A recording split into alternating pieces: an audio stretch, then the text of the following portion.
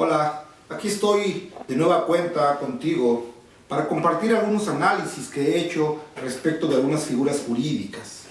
El día de hoy me voy a enfocar a lo que viene consagrado en el artículo 316 del Código Nacional de Procedimientos Penales.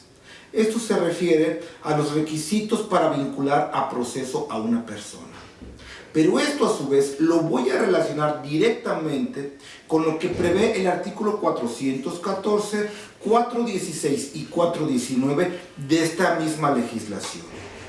¿Por qué es importante esto? Bien, debo decirte entonces que a una primera lectura, en una revisión general de unos y otros artículos, aparece en la literalidad una colisión de ideas.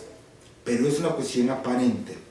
Es decir, el artículo 316, fracción 4, me dice que no vas a vincular a proceso a una persona cuando encuentres una causa que extingue la responsabilidad o que excluya el delito. Esa es la primera cuestión. Si tú como juzgador encuentras una causa que extingue o que excluya la responsabilidad, o el delito, ahorita haré un análisis de esto, pues entonces no vinculas a proceso a una persona. ¿Por qué es importante esto? Bien, si analicemos el artículo 22 del Estado de Jalisco, y hay varios de las entidades que traen este mismo enfoque, nos habla de causas excluyentes de responsabilidad. Cuando yo analizo el artículo 316 del Código Nacional, que me habla de causas excluyentes del delito, no encuentro en todo el Código Nacional una causa que excluya el delito, a no ser de las contempladas en el artículo 405 del propio Código, que te habla de causas de atipicidad, de inculpabilidad y de justificación. Pero este no es el punto, porque el artículo 405 se refiere a una sentencia. No, el artículo 316 no se refiere a esas causas. Se refiere a las causas que consagran los códigos locales respecto a las causas que te van a excluir. Aquí pareciera que hay una ausencia o una falla en el legislador jalisciense cuando me establece causas que excluyen la responsabilidad. Porque, insisto, el código local, el código nacional se refiere a las causas que excluyen el delito y no la responsabilidad. Bien, ese es un tema de redacción que quizá no impacte tanto. Lo que sí va a impactar es lo siguiente.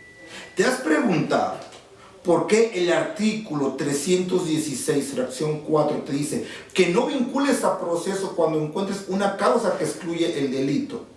Y que existen dentro de las causas excluyentes de responsabilidad la inimputabilidad.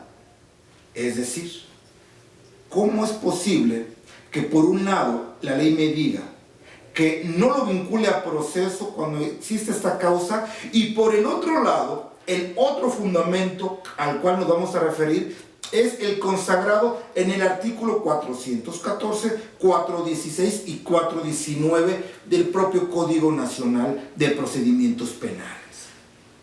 ¿Qué tiene que ver esto? Mucho, hay mucha relación.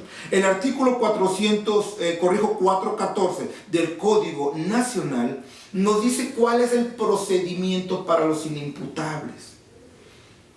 Aquí es donde aparece una contradicción literal entre una norma y la otra.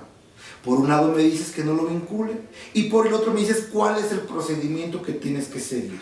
El artículo 416 me dice claramente lo que debo de seguir en el caso de que encuentre a un inimputable. Incluso más aún, el artículo 419 del propio ordenamiento me dice que si el juez encuentra que un inimputable cometió una conducta y advertimos el grado como autor o como partícipe, tiene que analizar, siempre y cuando no exista una causa de justificación, la medida que se le va a imponer. Esto es necesariamente materia de sentencia.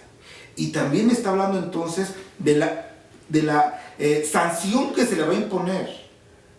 Es aquí donde encontramos la respuesta, porque deduces de la norma la respuesta. Me queda claro que a un inimputable no le impones como una sanción la prisión, pero sí una medida de seguridad. Es la primera reflexión.